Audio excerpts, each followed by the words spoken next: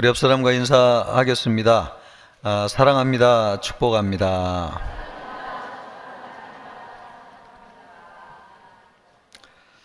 오늘은 이제 솔로몬을 이어서 왕이 되는 르호보암 왕과 관련된 말씀이 되겠습니다.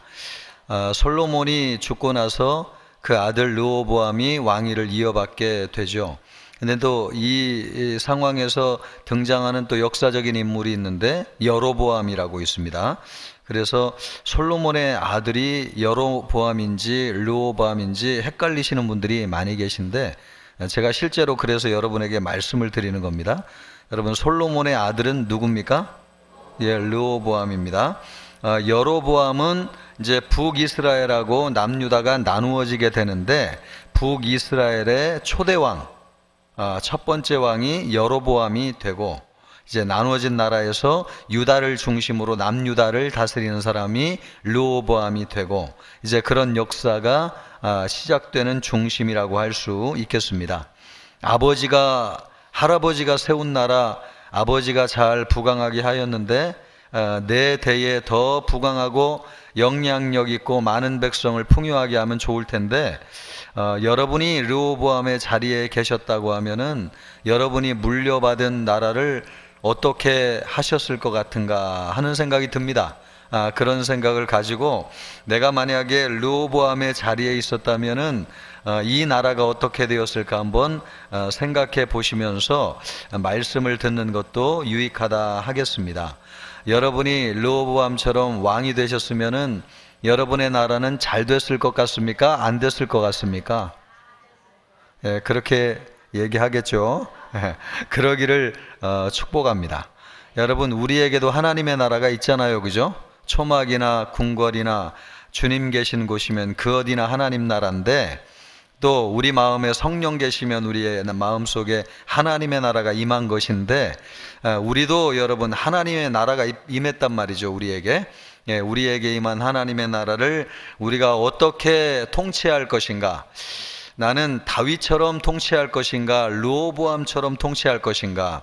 한번 생각해 보면서 이 말씀이 우리에게 좋은 길을 제시하는 그런 말씀이 되었으면 좋겠습니다. 그러기를 축복합니다. 솔로몬이 죽고 아들 르호보암이 즉위하자 유다 지파보다도 상대적으로 많은 소외를 당하고 또 상대적으로 억압을 많이 받았다고 생각하였던 북쪽에 위치한 11개 지파 백성들과 대표들이 르호보암을 찾아왔습니다. 우리가 당신을 왕으로 인정하여 세우기 전에 당신에게 한 가지 확인을 받을 것이 있습니다. 그러면서 이제 물은 거죠. 솔로몬 왕이 계실 때에는 우리가 강제 노역 때문에 몸이 많이 고되고 힘들었을 뿐만 아니라 농사도 제대로 지을 시간이 없었고, 또 그 외에도 세금을 무겁게 부과하는 바람에 우리가 참 참고 살았지만은 너무 힘든 세월을 지나왔습니다. 이제 르호보암 당신이 왕을 이어서 새로운 왕이 되실 텐데 당신은 우리를 어떻게 통치하시겠습니까? 이제 이렇게 물은 거죠. 이렇게 물은 내용이 오늘 말씀의 주된 내용이 되겠습니다.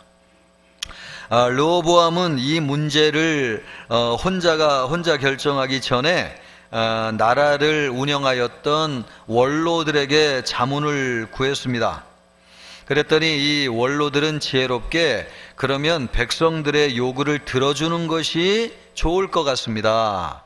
아마도 원로들이 생각해 볼 때에도 솔로몬 때에는 백성들에게 너무 많은 노동을 시켰을 뿐만 아니라 무거운 세금을 부과하였다라고 생각했던 것 같아요. 그래서 새로운 왕에게는 백성들의 고충을 들어주는 것이 지혜롭고 좋을 것 같습니다. 이렇게 얘기를 한 거죠. 그런데 르호보암이 또 자기와 함께 자라난 소년 대신들이 있었습니다. 그 젊은 대신들에게도 의견을 구했어요. 그랬더니 그들은 솔로몬 왕 시대보다도 더 세게 이 백성을 다스려야 됩니다. 그래야지 이 백성들이 말을 듣지, 그냥 어지간히 해서는 오히려 백성들이 왕을 무시하고 나라 통치하기 어렵습니다. 이제 그런 방식으로 조언을 한 거죠. 르호보암은 소장파 대신들, 이제 젊은 대신들의 의견을 따르기로 하고 북부에 위치한 10개 지파 백성들에게 나는 앞으로 이 나라를 이렇게 통치할 것이라고 선포를 했습니다. 그러니까 르호보암의 이런 태도가 북부 지파 백성들의 마음의 반발을 일으켰고 또 하나님의 말씀대로 나라가 분열되는 운명을 맞게 되었습니다. 이스라엘 왕국의 분열 조짐은 비단 이 르호보암의 요 순간 때문에 나라가 분열되었다기보다는 우리가 보고 있는 이 성경의 역사를 쭉 살펴보면 다윗 때부터도 그런 조짐이 있었다는 것을 알 수 있습니다. 다윗의 아들 압살롬이 반란을 일으키잖아요. 그래서 도망갔다가 반란을 진압하고 다시 돌아오게 될 때에 다윗이 아마도 마음속에 진짜 믿을 수 있는 사람은 나하고 핏줄이 같은 유다 지파밖에 없겠다, 그렇게 생각을 했던 것 같아요. 그래서 이 반란을 진압하고 궁궐로 돌아오게 될 때에 11개 지파 사람들은 좀 멀찍이하고 자기와 함께 지파였던 유다 지파를 중심으로 환궁하여 가지고 나라를 다스리게 되었습니다. 이것으로 인해 가지고 북부 지파 11개 지파 사람들은 소외감을 갖게 되었던 겁니다. 그래서 이것으로 인해 가지고 반란이 일어나게 되었는데 우리가 보지는 않겠지만 여러분 나중에 찾아보시면 좋겠어요. 사무엘상 20장 1, 2절 말씀을 보면 세바라고 하는 사람이 반란을 일으키게 됩니다. 다윗이 환궁을 하고 나서 얼마 지나지 않아서 이 세바라고 하는 사람을 중심으로 이 11개 지파 사람들이 반란을 일으켜요. 그 반란을 일으켰던 이유가 바로 그것이었습니다. 소외감을 느낀 거죠. 우리는 배척을 당한다고 생각을 했던 것입니다. 그런데 그 반란이 조기에 종식되었어요. 그리고 나름대로 솔로몬이 통치하면서도 지혜롭게 나라를 다스렸기 때문에 그 당대에는 문제가 생기지 않았지만 이 백성들 사이에는 아마 이런 감정적인 실타래가 엉켜 있었던 것 같습니다. 그것이 르호보암 때에 와가지고 이제 표면화되면서 명분이 생기다 보니까 이것이 표출이 된 것이죠. 이스라엘이 솔로몬 통치 말기부터 신앙적으로 나태해 있었고 또 다윗 왕조에 대한 백성, 특히 북부 지파의 감정은 과도한 건축 사업으로 인해 가지고 노역, 세금, 유다 지파와의 차별, 이런 것으로 인해서 그 감정이 매우 악화되어 있었습니다. 솔로몬을 이어가지고 즉위한 르호보암은 무엇보다도 백성들의 불만을 진정시켜가지고 민심을 안정시켜야 됐을 것 같아요. 그럼에도 불구하고 경험이 많은 원로들의 의견을 무시해버리고 경험이 일천한 소장파 대신들의 의견을 따라서 솔로몬보다도 더 심한 강압 정책을 실시하기로 얘기했던 것이죠. 그래서 백성들의 감정을 폭발하는 계기가 되었고 이것으로 인해서 나라가 분열되는 결과를 초래하게 되었습니다. 이것이 오늘 우리가 읽었던 성경의 아주 중심 내용입니다. 이것을 통해서 우리에게 받고자 하는 메시지가 있다고 하면 무엇인가? 이 말씀을 보면 무엇보다도 우리가 누구를 가까이 하느냐 하는 것이 우리의 삶에 영향을 많이 준다고 하는 것을 알 수 있습니다. 8절 말씀을 보면 왕이 노인들이 자문하는 것을 버리고 자기 앞에 모셔있는 자기와 함께 자라난 어린 사람들과 의논하였다, 이렇게 말씀하고 있습니다. 르호보암이 노인들의 자문을 버리고 함께 자란 소년들과 백성들에게 할 말을 의논하였습니다. 이 결과 어떻게 되었습니까? 백성을 마음대로 다스리려고 하는 욕망을 부채질했을 뿐이었고 그로 인해서 거두어 들인 결과는 반란과 나라의 분열이라고 하는 비극뿐이었습니다. 여기서 우리는 누구를 가까이 하느냐, 또 누구의 말을 듣느냐, 또 누구를 친구로 삼느냐 하는 것이 우리 인생에 있어서 참 영향을 많이 미치고 중요하다고 하는 것을 발견하게 됩니다. 우리가 여러분 좋은 친구이신 예수님을 가까이 하고 예수님의 말씀을 들어야 될 줄 믿습니다. 우리에겐 여러분 진리가 있잖아요. 하나님의 말씀, 하나님의 말씀을 가까이 해야지 사람의 말을 따라가서는 안 되겠습니다.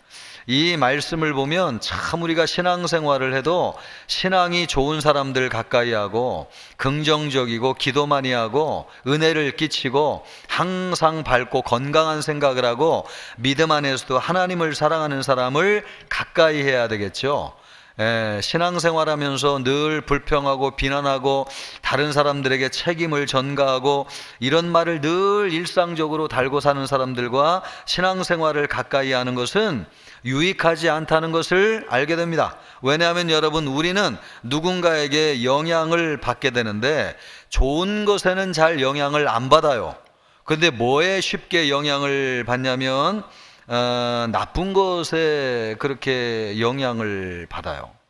그런 것을 보면 우리가 참 누구를 가까이 하느냐 하는 것 참 중요하다는 생각이 들고요.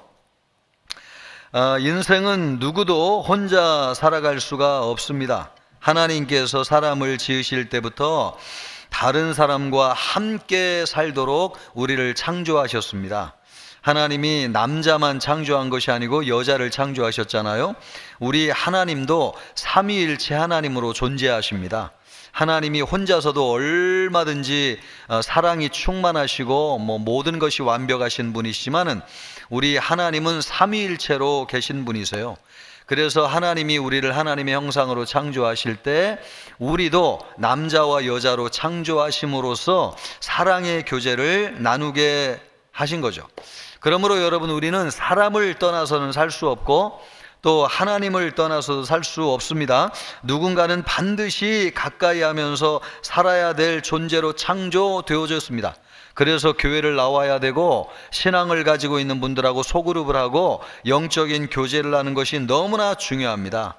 요즘 여러분 고독사 하는 분들이 그렇게 많다는 거 아닙니까?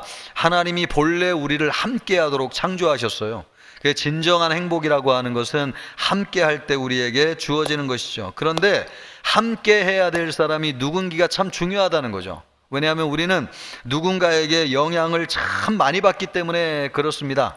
영향을 받는데 좋은 것에는 별로 영향을 안 받아요. 예수 믿으십시오. 교회 나갑시다. 신앙생활 합시다. 아우 금요철학 하면 너무 좋은데 금요철학 합시다. 이런 말 하면 사람들이 들어요 안 들어요? 예? 아유 다음에 가죠 뭐. 예, 다음에 가겠습니다. 전도합시다. 막 성경 너무 좋은데 성경 말씀 읽읍시다. 이런 거 한 번 해가지고 듣는 사람을 제가 본 적이 별로 없어요. 그런데 놀러 갑시다. 우리 한잔 합시다. 등산 괜찮은데 어때? 한번 가죠 뭐. 예, 오늘 한 번만 눈 감고 우리 놀러 갑시다. 이런 거는 말이 이렇게 쏙 들어와요.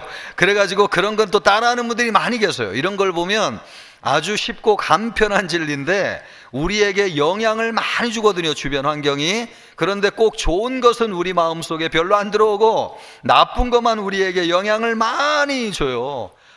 그러다 보니까 여러분 우리가 가까이 하는 사람 아주 중요하다는 거예요. 아주. 어떤 사람을 가까이 해야 되겠어요?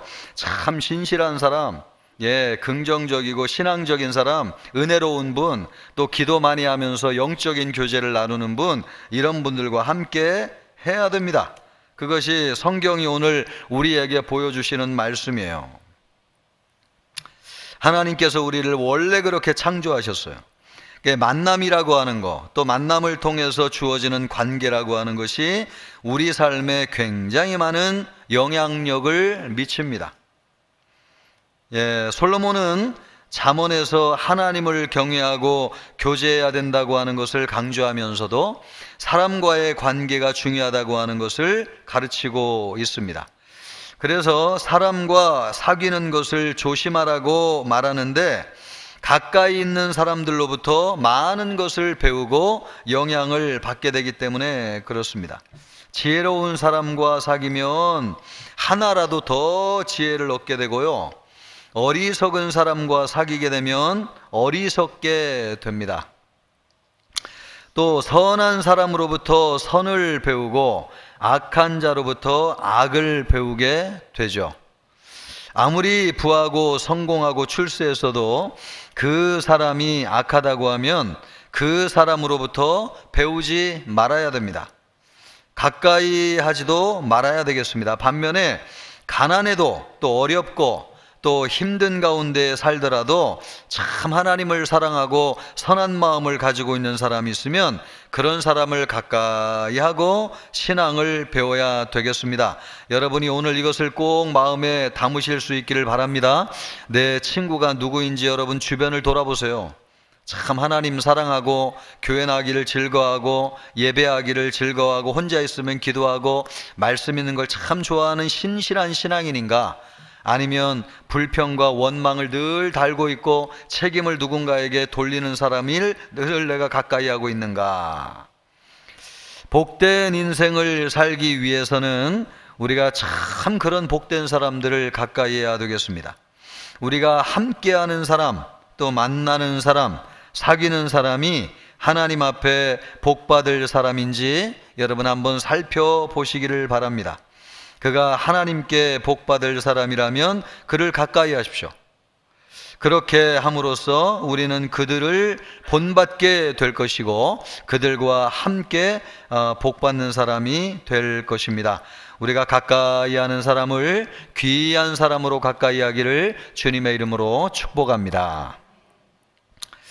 또 지혜로운 사람은 어떤 사람인가? 지혜로운 사람은 마음에 맞지 않아도 옳은 말에 귀를 기울이는 것. 이것이 참 어려운 일이지만은 이런 사람이 지혜로운 사람이다 하는 것을 우리가 말씀을 통해서 배울 수가 있겠습니다. 8절 9절을 보면 르호보암이 원로 대신들의 조언을 버리고 같은 세대 젊은 사람들에게 자문을 구하는 것을 보게 됩니다. 우리 8절 9절을 같이 한번 읽어볼까요? 8절 9절 자, 같이 읽습니다. 왕이 노인들이 자문하는 것을 버리고 자기 앞에 모셔 있는 자기와 함께 자라난 어린 사람들과 의논하여 이르되 너희는 어떻게 자문하여 이 백성에게 대답하게 하겠느냐? 백성이 내게 말하기를 왕의 아버지가 우리에게 매운 멍에를 가볍게 하라 하였느니라. 아멘. 예, 이 말씀을 보면 르호보암이 원로 대신들의 조언을 버리고 젊은 대신들의 자문을 받아들이는 것을 볼 수 있습니다. 우리가 앞에서 살펴보았듯이 원로 대신들은 르호보암에게 백성들을 섬기십시오, 이런 조언을 했습니다. 그들이 르호보암에게 주었던 조언은 살아온 오랜 경험을 생각해 볼 때, 또 하나님을 믿는 신앙의 근거에서 볼 때, 우리 예수님도 섬기라고 말씀하잖아요. 그 제자들이 누가 크냐는 싸움을 계속하고 있는데 교회에도 우리 신앙생활하면서도 그런 싸움이 있을 수 있거든요. 누가 먼저 권사님이 되셨나 이런 것들도 얘기하잖아요. 또 우리가 누가 더 한 살이라도 나이가 더 많나 이런 거 생각하잖아요. 이런 것을 보면은 우리 마음속에도 누가 먼저고 누가 더 큰 사람이냐 이런 것들을 늘 생각한단 말이에요. 그런데 성경은 우리에게 섬기라고 말씀하고 있습니다. 같은 하나님을 믿는 유대인들이니까 하나님은 섬기는 것이 하나님의 말씀이라고 하는, 하나님의 말씀으로 우리에게 주셨다는 것을 아마 이 원로 대신들도 알았을 거예요. 예, 그것이 이스라엘의 아주 귀한 가치고 이것은 아주 이상적인 군주로서 행해야 될 마땅한 바라고 하는 것을 알았을 것입니다. 그래서 르호보암 왕에게 백성들을 섬기는 마음으로 섬기십시오, 통치하십시오, 아마 이런 조언을 해주었던 것 같습니다. 그런데 르호보암은 그것이 마음에 들지 않았던 거죠. 사실은 만약에 마음에 들었으면 누구에게 묻기도 전에 그 말씀을 탁 받아가지고 했을 거예요. 그런데 맞는 말인데 그 말이 자기의 마음속에는 드는 거예요? 안 드는 거예요? 안 드는 거죠. 그 말대로 하고 싶지는 않은데, 그러나 내가 안 한다 그럼 또 이상하잖아요. 예, 들었는데. 그러니까 명분이 필요하죠. 그래서 또 다른 사람에게 물었는데 아마 자기하고 비슷한 생각을 할 것 같은 사람이 젊은 대신들 아니겠어요? 그래, 젊은 대신들에게 또 물었던 겁니다.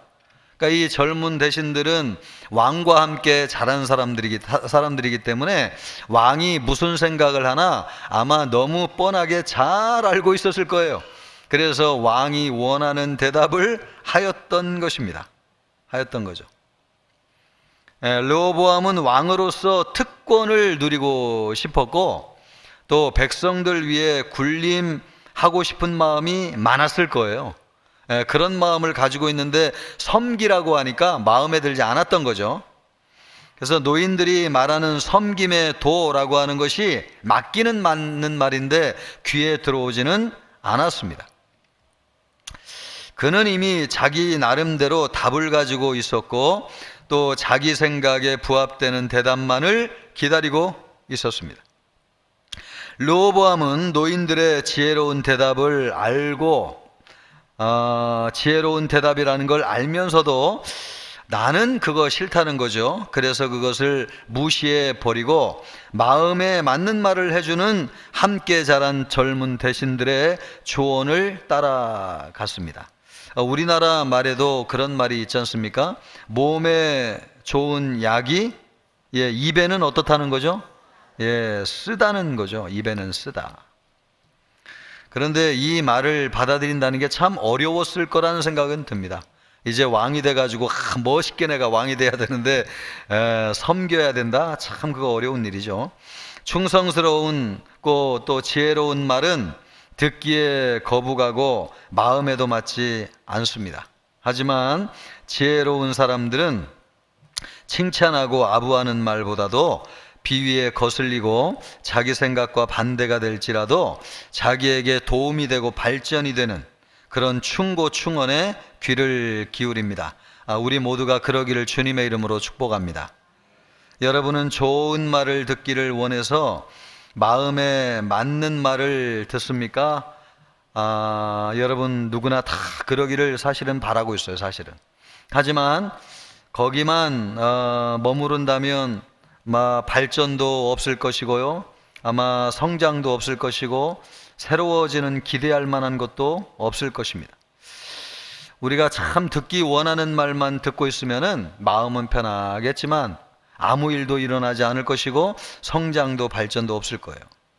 지혜로운 사람은 잘못을 지적하고 또 부족함을 가르쳐주는 충성스럽고 진실한 사람을 가까이 하고 그 말을 달게 듣습니다.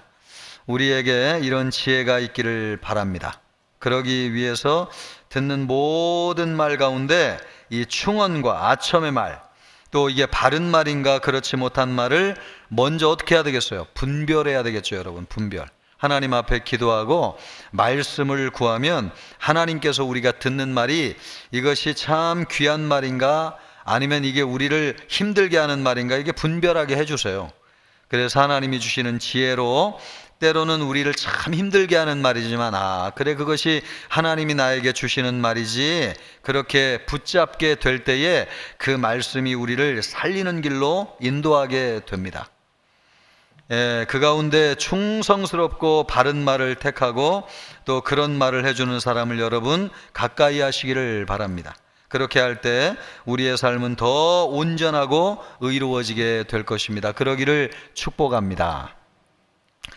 우리가 오늘 마지막으로 하나 우리가 보게 될 것은 좀 더 이제 큰 영역에서 볼 때 세상의 역사는 하나님이 작정하신 대로 된다 하는 것입니다. 우리 한번 따라해 보겠습니까? 세상의 역사는 하나님이 작정하신 대로 된다. 여러분 이것이 오늘 이 르호보암을 통해서 우리에게 주시는 아주 귀한 말씀입니다. 15절을 보면 우리가 주목해서 보아야 될 말씀이 있는데 이 말씀 우리가 뜻을 새겨가지고 한번 읽어봅니다. 15절입니다. 같이 읽습니다. 왕이 이같이 백성의 말을 듣지 아니하였으니 이 일은 여호와께로 말미암아 난 것이라. 여호와께서 전에 실로 사람 아히야로 느밧의 아들 여로보암에게 하신 말씀을 이루게 하심이더라. 여러분, 이 말씀이 성경에 기록된 것을 보니까 이 말씀이 참으로 하나님의 말씀이 맞네요. 이 말씀을 보면 뭐래요? 왕이 이같이 백성의 말을 듣지 아니하였는데 이 일은 누구로 말미암아? 하나님 여호와로 말미암아 난 것이라. 하나님 여호와로 말미암아 난 것이라. 이 말씀은 이스라엘의 왕국 분열의 원인이 어디에 있는지를 우리에게 보여주고 있습니다.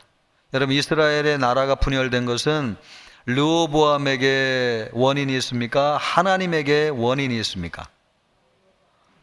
성급하게 대답하지 마시기 바라고 다 듣고 대답하시기 바랍니다. 여기에 보면 왕이 이같이 백성의 말을 듣지 아니하였으니, 그러니까 책임은 누구에게 있는 거예요?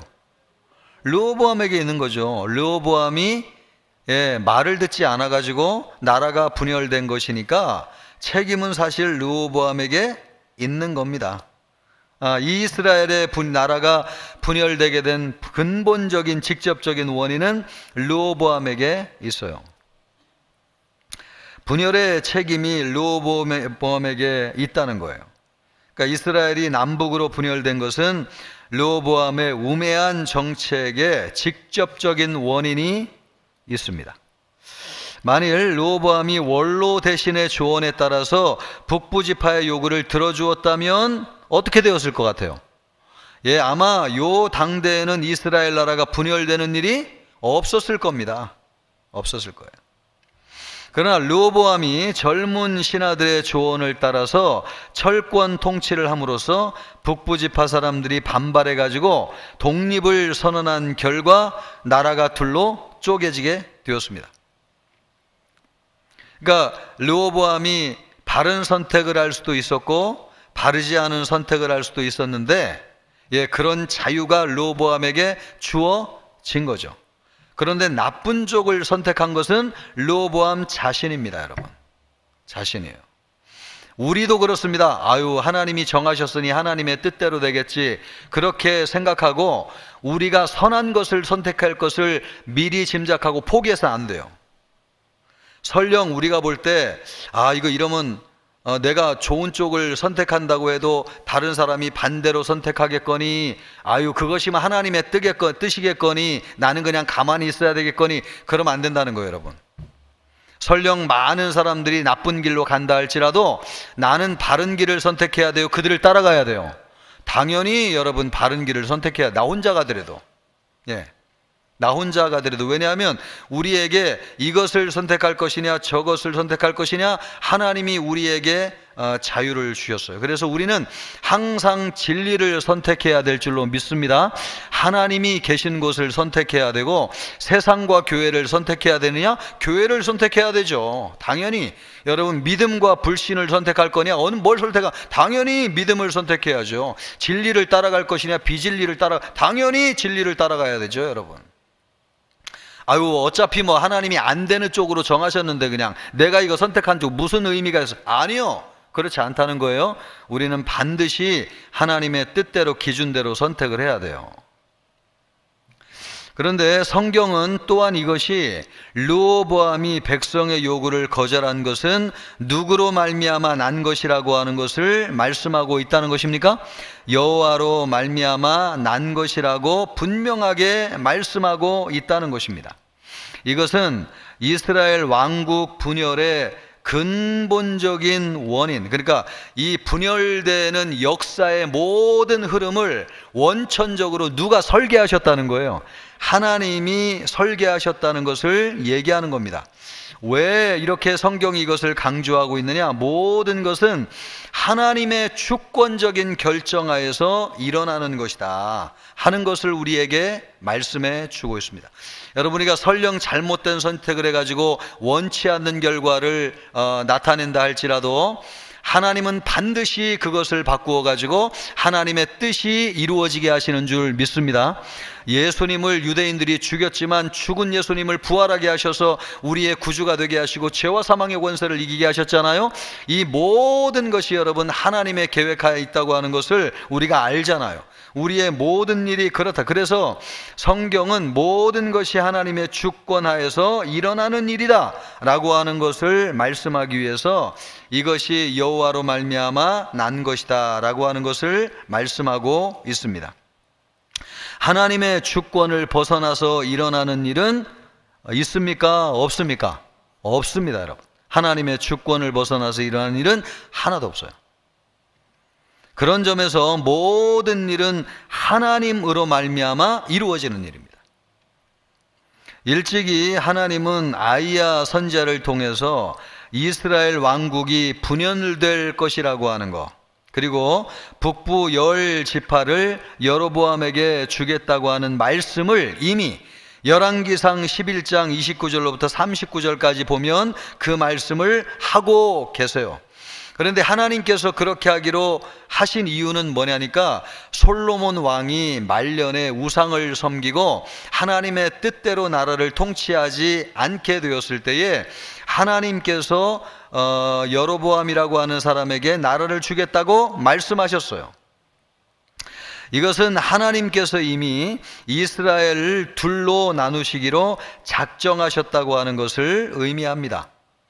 하나님은 솔로몬의 죄에 대한 징계로 10지파를 빼앗아서 다른 사람에게 주시기로 작정하셨어요.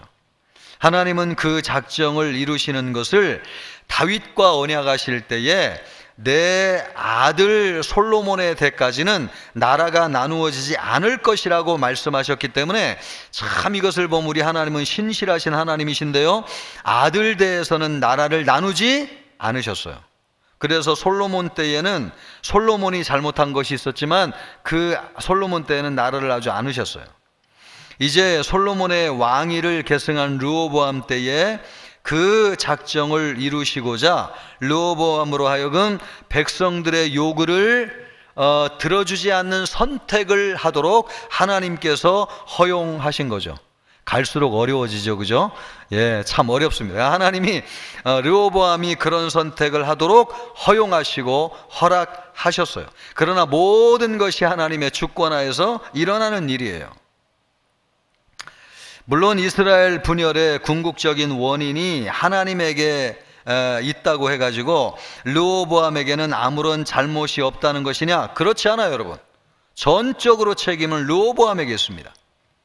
왕국 분열의 1차적인 또 직접적인 책임은 르호보암에게 있습니다. 그래서 우리가 어떤 사람에게 복음을 전했는데 당신이 예수님을 믿겠습니까? 안 믿겠습니까? 이렇게 복음을 전했는데 안 믿겠다고 했어요. 그럼 그 안 믿은 책임은 누구에게 있는 겁니까? 예, 그 당사자에게 있는 거죠. 그러나 그가 구원을 받을지 안 받을지 창세전에 만세전에 하나님이 예정하셨어요? 안 하셨어요? 하셨어요. 그렇다고 해가지고 하나님께 책임 있는 건 아닙니다, 여러분. 예, 그것을 선택한 스스로 당사자에게 책임이 있어요. 하나님이 우리를 구원하시기로 선택하셨지만 선택에는 불택도 들어가요. 누구누구는 구원하지 않을 것이라고 하는 그 구원하지 않겠다고 하는 선택도 하나님의 선택하에 들어가요. 그러므로 모든 것은 하나님의 작정과 예정하심을 떠나서 이루어지는 일이 하나도 없어요. 전부 다. 우리나라에서 일어나는 어떤 나쁜 일도 전부 다 하나님의 계획하에 이루어지고 있는 것입니다. 그러나 여러분, 그것을 선택하는 우리 자신에게 책임이 있고 그것을 선택하는 우리나라와 민족에 책임이 있다고 하는 것을 여러분 꼭 기억하셔야 됩니다. 어차피 하나님의 뜻대로 되겠지 그거 아니에요, 여러분. 예, 하나님은 우리에게 이렇게 하기를 원하십니다. 그래서 말씀대로 선택을 해야 돼요. 말씀대로. 그러나 그렇지 않은 사람들이 더 많기 때문에 우리가 원하는 쪽으로 가지 않는다 할지라도 우리가 하나님의 주권을 신뢰하고 믿고 하나님을 의지하면 하나님이 반드시 우리의 잘못된 선택을 선으로 바꾸셔서 하나님의 뜻을 이루어 가실 줄 믿습니다. 그것이 성경이 우리에게 말씀하고자 하는 바예요. 나라가 여러분 르호보암으로 인해서 이렇게 쪼개지고 나중에는 이스라엘이 멸망하고 유다도 멸망했지만 예수 그리스도로 말미암아 진정한 하나님의 나라가 세워져 가지고 온 인류가 구원받는 하나님의 나라가 이 땅에 세워졌잖아요. 이와 같이 하나님께서는 우리의 실패를 선으로 바꾸셔서 하나님의 뜻을 이루어 가신다는 것입니다. 그런데 하나님이 여러분 의로우신 분이기 때문에 어떤 일을 이루어 가실 때에 우리의 선택의 결과를 가지고 그 일을 하신다는 것을 볼 수 있어요. 여러분, 이렇게 르호보암 때에 나라가 쪼개진 것은 그 선대의 솔로몬이 우상 숭배해가지고 잘못을 해가지고 하나님이 이런 역사를 허락하신 거잖아요. 그러니까 만약에 솔로몬이 우상 숭배하지 않고 아버지처럼 나라를 잘 다스렸다면 이스라엘에는 더 부강하고 그 아들들 르호보암 때에 나누어진 일은 없었을 거예요. 예, 그러므로 우리가 하나님이 이러이래 하겠지 미래 짐작해가지고 아유 뭐 이래도 좋고 그런 거 아닙니다, 여러분. 우리는 어려운 가운데도 하나님의 말씀을 붙잡아야 되고 진리를 의지해야 되고 하나님을 섬기는 쪽으로 우리 항상 선택해야 돼요. 알아듣고 계세요?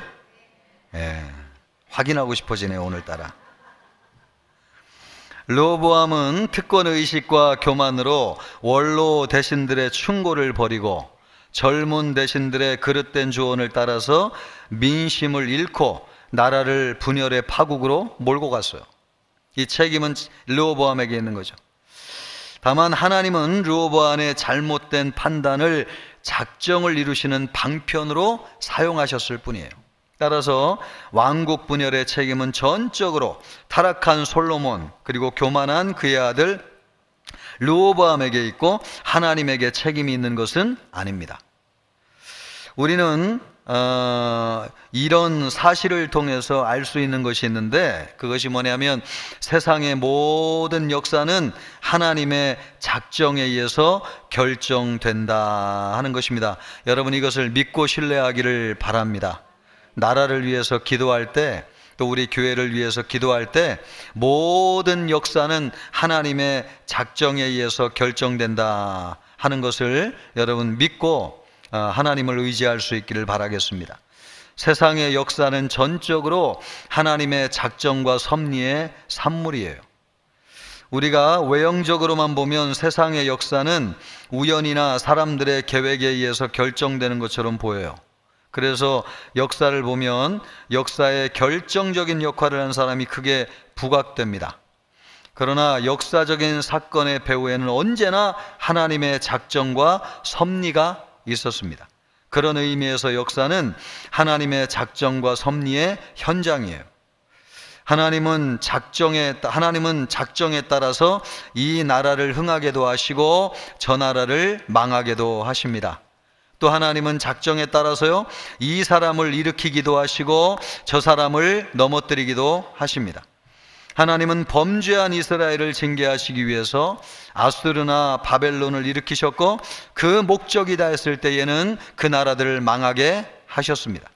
또 복음 전파를 수월하게 하기 위해서 로마 제국을 흥하게도 하셨습니다.